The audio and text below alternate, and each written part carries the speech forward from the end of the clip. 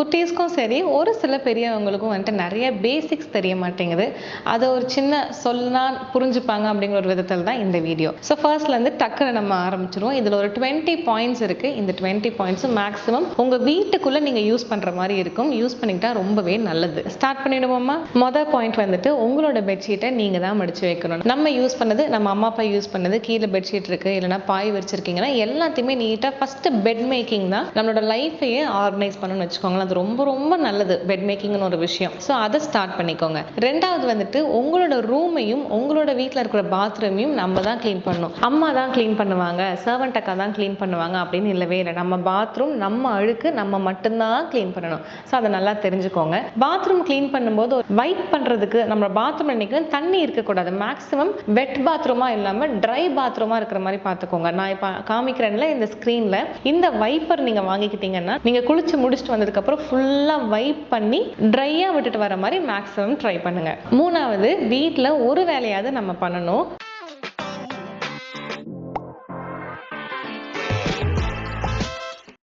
ஒரு வேலையாவது நம்ம பண்ணணும். கூட்டுறது, துடைக்கிறது, பாத்திரம் விளக்குறது, துணி காய போடுறது, மடிச்சு வைக்கிறதுன்னு ஏகப்பட்ட வேலை வந்துட்டு நான் ரொம்ப கம்மியாக சொல்கிறேன். ஏகப்பட்ட வேலை நம்மளோட பேரண்ட்ஸ்க்கு இருக்கும். அதுலேருந்து ஒரு பொறுப்பை நீங்கள் எடுத்துக்கணும். அம்மா நான் வந்துட்டு இனிமேல் டெய்லி கூட்டி தொடச்சிடுறேன் வீட்டை அப்படிங்கிற மாதிரி ஒரு பொறுப்பை எடுத்துக்கோங்க.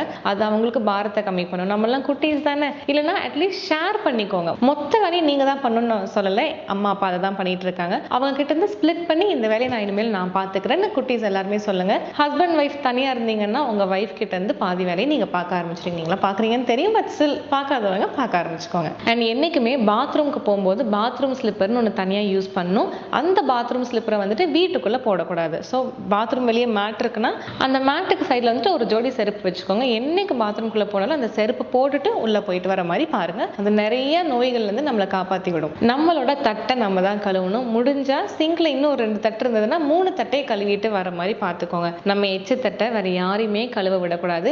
அண்ட் உங்களுக்கு 6 வயசுக்கு மேலே you are eligible to do all these works. So 6 வயசுக்கு மேலே ஃபர்ஸ்ட் ஸ்டாண்டர்ட் நான் வந்துட்டேன் அப்படின்னாலே உங்க டிஃபன் பாக்ஸ் நீங்க தான் கழுவணும். அண்ட் தட்டையும் நீங்க கழுவிக்கோங்க. நீங்க வந்துட்டு டைனிங் டேபிள்லேருந்து எந்திரிக்கும் போது அம்மா தட்டு, அப்பா தட்டு நான் எடுத்துட்டு போறேன்னு சொல்லிட்டு அந்த பொறுப்பை நீங்க எடுத்துக்கோங்க. அண்ட் டைனிங் டேபிள் மேனர்ஸ்ல ஒரு முக்கியமான மேனர்ஸ் என்னன்னா, சாப்பிட்டு முடிச்சதுக்கு அப்புறம் சட்னி, சாம்பாரோ, தோசைக்கு நம்ம ஹாட் பாக்ஸ்ல வச்சோன்னா அதெல்லாம் எடுத்துட்டு போய் கிச்சன்ல வச்சு எல்லா கரண்டியும் எடுத்து சிங்க்ல போட்டு அதை கழுவி வைக்கிறது வந்துட்டு ஒரு மேனர்ஸ் மாதிரி. நம்ம சாப்பிட்றது மட்டுமே நம்ம வேலை இல்லை, அதையும் பண்ணணும். கண்டிப்பா அதுலயும் உங்களோட பங்கு இருக்கட்டும். ஸோ தட்டு கழுவுறதுக்கு அப்புறம் வந்துட்டு வாஷ் யுவர் ஓன் இன்னர்ஸ். நீங்க போடுற உள்ளாடைகள் அனைத்தையும் நீங்களே கிளீன் பண்ணுங்க. அதை மற்ற துணிகளோட வாஷிங் மிஷின்ல போட்டு மிக்ஸ் பண்ணாதீங்க. நம்மளோட ஜெனிட்டல்ஸ்ல இருந்து நிறைய லிக்விட்ஸ் வெளியே வரும். அது மற்ற துணியோட போகும்போது ஸ்கின் ப்ராப்ளம்ஸ்க்கும் ரேஷஸ்க்கும் வரதுக்கு வந்துட்டு நிறைய சான்சஸ் இருக்கு. அதனால உள்ளாடைகளை குளிச்சுட்டு வெளியே வரும்போதே நீங்க கழட்டின உள்ளாடையை லைட்டா நீங்க வந்துட்டு டிடர்ஜென்ட் போட்டு துவைச்சிட்டு நல்லா அலசிட்டு புழிஞ்சு வெளியே வந்து காய போடணும். இது வந்துட்டு ஒரு ரெகுலர் ரொட்டீனா வைங்க. என்னைக்குமே உள்ளாடைகளை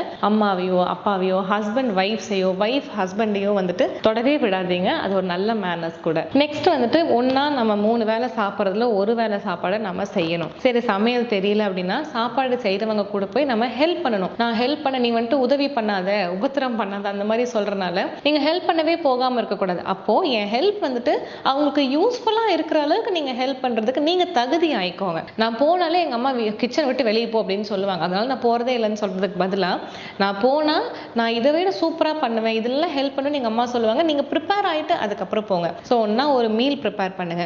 அப்படின்னா ப்ரிப்பேர் பண்ற மீலுக்கு நீங்க வந்துட்டு காய்கறி வெட்டி கொடுக்கறது இது எல்லாத்தையும் பண்ணுங்க. அப்படி இல்லைன்னா சமைக்கிறவங்க கூட போய் நின்னா மட்டும் போதும். Give them company. ஏன்னா சமையல் அப்படிங்கிறது வந்துட்டு ஒரு மணி நேரம் பண்ணுவோம். நம்ம 10 நிமிஷத்துல சாப்பிட்டு முடிச்சுட்டு கிளம்பிடுவோம். ஆனா அந்த 1 மணி நேரம் தனியா கிச்சன்ல நிக்கிறதுக்கு கொஞ்சம் கஷ்டமா இருக்கும். அதனால கிட்ஸ் இருந்தீங்கனாலோ இல்ல ஹஸ்பண்ட் இருந்தீங்களாலோ வைஃப் இருந்தீங்களாலோ அம்மா அப்பாலாம் இருந்தீங்கன்னா give the person some company. கூட இருந்து பேசிட்டு அடுப்பு மடியில உட்காந்துட்டு உங்களால முடிஞ்சளவு கம்பெனி கொடுத்தீங்கன்னா அந்த சமையலும் இன்னுமே ருசியா வரும். அண்ட் நெக்ஸ்ட் வந்துட்டு எப்பவுமே சமைச்சு முடிச்சதுக்கு அப்புறம் நல்லா இருக்குங்கிற வார்த்தையை சொல்லியே ஆகணும். அது நல்லா இல்லைனாலும் பரவாயில்ல, அப்ரிஷியேட் த பர்சன். கண்டிப்பா அது நல்லா இருக்கு, சூப்பரா இருக்கு. ஒரு கேரட் பீன்ஸ் பொரியல் டெய்லி இதே தோசை தான் அப்படின்னு சொன்னாலும் ஒன்ன மாதிரி முருவலா தோசை சொல்றதுக்கு ஆளே இல்லை. முட்டை தோசை சின்ன சின்ன டிஷ்ஷா இருந்தாலும் மனசார அதை அப்ரிஷியேட் அப்ரிஷியேட் பண்ணணும். ஒரே வீட்டில் தான் இருக்கும், கெஸ்ட் வீட்டுக்கு போனால் மட்டும்தான் நான் அப்ரிஷியேட் பண்ணுவேன், புதுசாக ஒருத்தவங்க வந்து சமைச்சு கொடுத்தா தான் நான் அப்ரிஷியேட் பண்ணுவேன்னு பண்ணாதீங்க. டெய்லி நீங்கள் நல்லா இருக்குன்னு சொன்னாலும் சமைக்கிறவங்களுக்கு அது மட்டும்தான் நம்ம கொடுக்குற reward. So always appreciate the person. Okay. அடுத்து வந்துட்டு நகங்களை மேக்ஸிமம் கட் பண்ணி வச்சுக்கோங்க. கட் பண்ணுறதுக்கு இல்லை, நெயில்ஸ் வந்துட்டு வளர்க்குறது எனக்கு பிடிக்கும் அப்படின்னு சொன்னீங்கன்னா வளர்த்த நெயில்ஸ் கூட ஒரு துளி கூட டஸ்ட் இல்லாமல் அழுக்கு இல்லாமல் பார்த்துக்கோங்க. ஏன்னா நெயில்ஸ் நம்ம அடிக்கடி ஸ்கின்லையும் வாயிலையும் வைக்கிற ஒரு விஷயம். அது எந்த அளவுக்கு க்ளீனாக இருக்கும் அந்த அளவுக்கு நம்மளோட குடல் சுத்தமும் ஸ்கின்னும் ரொம்பவே நல்லா க்ளோ ஆகும். ஸோ சுத்தமான நகங்கள் அப்படி இல்லைன்னா நோ நெயில்ஸில் இருக்கிறது ரொம்பவே நல்லது. அடுத்து வந்துட்டு பெரியவங்கன்னு ஒருத்தங்க வந்தா நின்றுணும். நம்ம அது வந்துட்டு ஒரு மரியாதைன்னு வச்சுக்கோங்களேன். எந்திரிச்சு நின்று வாங்கன்னு சொல்றது. அண்ட் பெரியவங்களுக்கு முன்னாடி மேக்ஸிமம் வந்துட்டு கிராஸ் லெக்ஸ்ல உட்காராம இருக்கிறது நல்லது. அண்ட் மேக்ஸிமம் வந்துட்டு ஒரு கெட் டுகெதர்ல இருக்கும்போது தேர்ட் பர்சனை பத்தி தப்பா பேசாம நம்ம லைஃபை வந்துட்டு பெட்டர் ஆகிறதுக்கு என்னென்னலாம் பேசலாம், பெரியவங்க கிட்ட இருக்கிற எக்ஸ்பீரியன்ஸ் எல்லாத்தையும் வாங்கிட்டு அவங்கள மாத்திரம் நம்ம எதுவும் நினைக்க வேணாம். அந்த எக்ஸ்பீரியன்ஸை வாங்கிட்டு ஒரு அன்னப்பறவை மாதிரி நல்ல விஷயங்கள் எல்லாத்தையும் எடுத்துட்டு மோசமான விஷயங்களை அப்படியே இக்னோர் பண்ணிட்டு நம்ம அப்படியே மூவ் ஆன் ஆகிற மாதிரி பார்த்துக்கணும். ஸோ மேக்ஸிமம் பெரியவங்கன்னு வந்தாலே respect them with all your heart. Next வந்துட்டு ஒருத்தங்க வீட்டை விட்டு நமக்கு வீட்டில் கெஸ்ட் வராங்க, வீட்டில் கெஸ்ட் வெளியே போகிறாங்கன்னா டோர்லேருந்து பாய் சொல்லவே கூடாது. நம்ம வெளியே போய் அவங்கள கார் ஏற்றி விட்றோமோ, கேப் ஏற்றி விட்றோமோ, ஆட்டோ ஏற்றி விட்றோமோ, வாட் எவர் இட் இஸ், வெளியே போய் பாய் சொல்லிட்டு போயிட்டு வாங்கன்னு சொல்லிட்டு வர்றது வந்துட்டு ஒரு நல்ல ஒரு ஜெஸ்டர்னு வச்சுக்கோங்களேன். அது வந்தவங்களுக்கும் சரி நம்மளை இவ்வளோ வேல்யூ பண்ணுறாங்களே அப்படின்னு தோணும். இன்ன வரைக்குமே நீங்கள் அப்பார்ட்மெண்ட்டை நான் நிறைய பேர் பார்க்குறேன், நல்லா ஒரு 20th ஃப்ளோர்லாம் இருக்காங்கன்னா பாய் மட்டும் சொல்லிட்டு அமுச்சு விட்டுறாங்க. அப்படிலாம் இல்லை, நீங்களும் அவங்க கூட கீழே போய் பாய் சொல்லிட்டு அவங்கள அனுப்பி விட்டுட்டு வர்றது வந்துட்டு ஒரு நல்ல பழக்கம்னு சொல்லலாம். நெக்ஸ்ட் வந்துட்டு அம்மா அப்பாவை வாமா போமா அப்படிங்கிறத விட வாங்கம்மா போங்கம்மான்னு சொல்றது நல்லது. ஏன்னா தமிழ் மொழியில மட்டும்தான் மரியாதை அப்படிங்கிற ஒரு விஷயம் வந்துட்டு நம்ம பேசும்போது வருது. வேற எந்த மொழியிலையும் வந்துட்டு மரியாதை வந்துட்டு வராது. இங்க வாங்க போங்க அப்படிலாம் தமிழ்ல மட்டும்தான் இருக்கு. அந்த ஒரு அழகான விஷயத்த நம்ம யூஸ் பண்ணிட்டா சூப்பர் தானே. அது ட்ரை பண்ணுங்க. இது வந்துட்டு இது பண்ணணும்னு இல்லை, இது வந்துட்டு ஒரு ஒப்பீனியன் தான். இல்லை எங்க அம்மாவை நான் சின்ன வயசுல இருந்தே வா போதான் நாங்கள் இப்போ ஃப்ரெண்ட்ஸ் மாதிரினா இட்ஸ் யுவர் ஓன் திங், அதுக்கு தப்பே சொல்லலை. பட் ஸ்டில் மரியாதை கொடுக்கறது வந்துட்டு இனிமே ஒரு நல்லது அப்படின்னு சொல்லிக்கலாம். அண்ட் வீட்டில் வந்துட்டு வேலை செய்யறவங்க இருக்கும்போது நம்ம வந்துட்டு ஒர்க் ஃப்ரம் ஹோம் பார்க்குறோம் அப்படின்னா உட்கார இடத்துல உட்காந்துட்டு அம்மா எனக்கு அதை கொண்டு வா, அம்மா எனக்கு இது கொண்டு வா, காஃபி போடு, டீ போடு, ஊன்னு சொல்லாம ஒர்க் ஃப்ரம் ஹோம்ங்கிறதே ஒரு செடன்ட்ரி ஜாப் தான். அப்போ நம்ம ஒரு டீ போட்டு கொடுக்குறது, காஃபி போட்டு கொடுக்குறது, நம்ம வந்துட்டு கடைசி பட்சத்தில் வந்துட்டு அம்மா அம்மா அம்மான்னு ஒரு நாளைக்கு 40 டைம் கூப்பிடாம இருக்கிறதே ஒரு பெரிய ஒரு நல்லதுன்னு வச்சுக்கோங்களேன். ஸோ மேக்ஸிமம் நீங்கள் உங்கள் வேலையை பண்ணிக்கிற மாதிரி பாருங்க. If you want some water எந்திரிச்சு போய் தண்ணி பிடிச்சிட்டு வந்து உட்காருங்க. உங்களுக்கு சாப்பாடு போட்டு தட்டில் வந்து கொடுக்கணும், நோ நெவர். நீங்கள் போய் வீட்டில் இருக்கிற பெரியவங்களுக்கு வந்துட்டு டபுள் தி ஷிஃப்ட் பார்ப்பாங்க, மொத்த வீட்டையும் க்ளீன் பண்ணுறேன்னு ஆரம்பிச்சிருவாங்க. ஸோ நீங்கள் சண்டே வந்துட்டு அட்லீஸ்ட் ஒரு 2 hours வந்துட்டு உங்களோட வீட்டை ஃபுல்லாக க்ளீன் பண்ணுறதுக்கு ஸ்பெண்ட் பண்ணுங்க.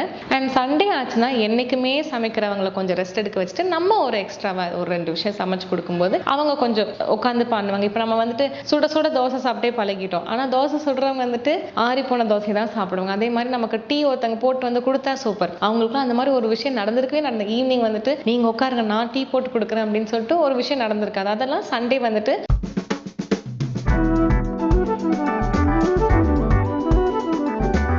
இருக்காது. அதெல்லாம் சண்டே வந்துட்டு குடும்பத்தில் இருக்கிற ஆண்களோ இல்லை குழந்தைங்களோ நீங்கள் வந்துட்டு பண்ணி உங்கள் அம்மாவுக்கு கொடுக்கலாம். இல்லை யார் அந்த ஒர்க்கை பண்ணுறாங்களோ அவங்களுக்கு நீங்கள் இந்த மாதிரி ஹெல்ப்பை பண்ணலாம். நெக்ஸ்ட் வந்துட்டு ஒருத்தவங்க வந்துட்டு துணியை துவைச்சு வச்சிடுறாங்க, மடிச்சு வச்சிடுறாங்க, அதை எடுத்து கபோர்டுக்குள்ளே வைக்கிறதுக்கு சோம்பேறித்தனம். அந்த மடிச்சு வச்ச துணியை வந்துட்டு 10 நாளுக்கு அப்புறம் எடுத்து ஒரு நாள் ரொம்ப கத்தி ஃப்ரஸ்ட்ரேட் ஆனதுக்கப்புறம் உள்ள எடுத்து வைக்கிறீங்க. நீங்கள் வந்துட்டு காய போடுறதோட அவங்க வேலை முடிஞ்சுன்னா அதை எடுத்து நீட்டாக மடித்து கபோர்டுக்குள்ளே அன்னன்னைக்கு ஏற்றிடுறது வந்துட்டு ரொம்ப நல்ல விஷயம். வீடு வந்துட்டு என்றைக்குமே மினிமல் ரொம்ப எப்படி சொல்றது மைண்டையும் ரொம்ப கிளியரா வைக்கணும்னு வச்சுக்கோங்களேன். ஸோ துவைச்சு மடிச்சு வச்ச துணியை அன்னன்னைக்கு கபோர்ட்ல ஏற்றிருங்க. அதே மாதிரி வீட்டிலேருந்து ஒரு ஃபுல் ரெஸ்பான்சிபிலிட்டி நீங்கள் எடுக்கணும். நீங்கள் அந்த வேலையை பண்ணல அப்படின்னா வேற யாருமே அந்த வேலையை பண்ண மாட்டாங்கிற மாதிரி. எங்கள் வீட்டில் வந்துட்டு செடிக்கு இவங்க பண்ணல அப்படின்னா அன்னைக்கு அந்த வேலையே நடக்காது.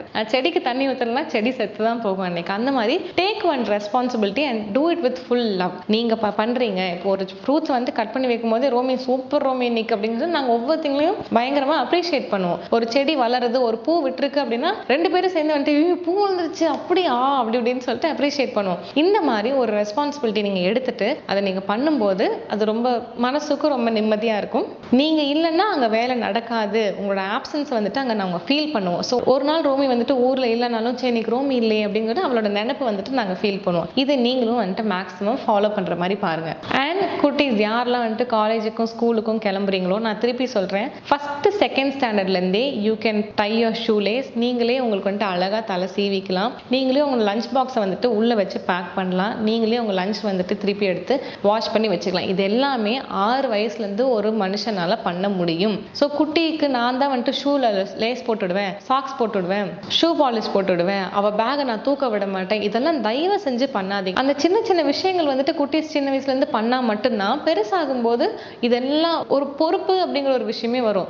ஐ see lot of parents 8th standard வரைக்கும் பாப்பாவோட பேகை அவங்க தூக்கிட்டு போகிறது, ஷூவுக்கு வந்துட்டு பாலிஷ் போட்டு கொடுக்கறது, ஜடை பின்னி விடுறது, இந்த சின்ன சின்ன டாஸ்க்கு கூட அவங்க பண்ணலன்னா எப்படி ஃபியூச்சரில் வந்துட்டு பெரிய பெரிய டாஸ்க்லாம் பண்ணுவாங்க. அதுக்கப்புறம் 9th ஸ்டாண்டர்ட் 10th ஸ்டாண்டர்ட்லாம் வந்தோடனே படிக்க ஆரம்பிச்சு ஏதாவது நோயெல்லாம் வரும்போது இவ ஒரு வேலையும் பண்ணுறதில்ல வீட்டில் அப்படின்னு சின்ன வயசுலேருந்து பழக்கினதே நீங்கள் தானே. ஸோ இந்த விஷயங்களை வந்துட்டு மேக்ஸிமம் பேரண்ட்ஸ் மாற்றிட்டு குட்டியிலேருந்து நீங்கள் சொல்லி கொடுத்தா மட்டும்தான் கிட்ஸ்னால அதை அடாப்ட் பண்ணிக்க முடியும். திடீர்னு ஒரு நாள் 16 வயசுல வந்துட்டு இவ எதுவுமே பண்ணுறதில்லன்னு அவங்க மேலே பழி போடுறதும் உங்கள் தப்பு தான். ஸோ சின்ன வயசுலேருந்தே அந்த குட்டி குட்டி டாஸ்க்கை வந்துட்டு அவங்க கிட்ட கொடுத்து அப்ரிஷியேட் பண்ணுங்க. சூப்பராக லேஸ் கட்டியிருக்கியே, நீ சூப்பராக தலை சீவி இருக்கியே நீங்கள் அப்ரிஷியேட் பண்ணும்போது they'll do it with lot of interest. Last 3 point என்ன அப்படின்னா, கடைக்கு போயிட்டு வா அப்படின்னு சொன்னா டக்குன்னு எந்திரிச்சு போகணும். ஒருத்தவங்க சமைச்சு கொடுத்துடுறாங்க, எல்லா வீட்டு வேலையும் பண்ணிடுறாங்க, கடைக்கு போய் இந்த விஷயத்த வாங்கிட்டு வான்னு சொல்றதுக்கு அவ்வளோ மொடை, அதுக்கு ஒரு உச்சி கொட்டுறது, அது பண்றது இது பண்றதுன்னு சொல்லிட்டு இந்த மாதிரி யாருமே பண்ணாதீங்க. இதை போய் இதை வாங்கிட்டு வானா கோ வித் இன்ட்ரெஸ்ட். அந்த காலத்துல நாங்க வந்துட்டு ஒரு முட்டை வாங்கிட்டு வான்னு அனுப்பிச்சு விட்டுருவாங்க, அதுக்கு நாங்க 2 கிலோமீட்டர்ஸ் நடந்துட்டு போகணும். இப்போ நம்ம ஒரு கார்ட்டூன் பார்த்துட்டு இருக்கோம் அப்படின்னா அந்த கேப் இருக்கும், ஒரு 10 மினிட்ஸ் வந்துட்டு ஆட் போடுவாங்க, அந்த 10 மினிட்ஸ்ல ஓடி போயிட்டு வருவோம் அந்த முட்டையை வாங்கிட்டு வர்றதுக்கு. ஸோ இந்த மாதிரி இருந்துச்சு. இப்போ எல்லாருக்கும் கடை வந்துட்டு 1/2 கிலோமீட்டர்ல 200 மீட்டருக்குள்ள இருக்கு, இல்லை நம்ம வந்துட்டு காரோ பைக்கோ எடுத்துடுறோம். அதுக்கெல்லாம் முடப்படவே கூடாது. இதெல்லாத்தையும் ஆக்டிவிட்டீஸ்ல கொண்டு வந்துடுங்க, மூமெண்ட்ஸ்ல கொண்டு வந்து do it with lot of interest. சின்ன சின்ன வேலையும் டக்குன்னு நான் பண்றேன்.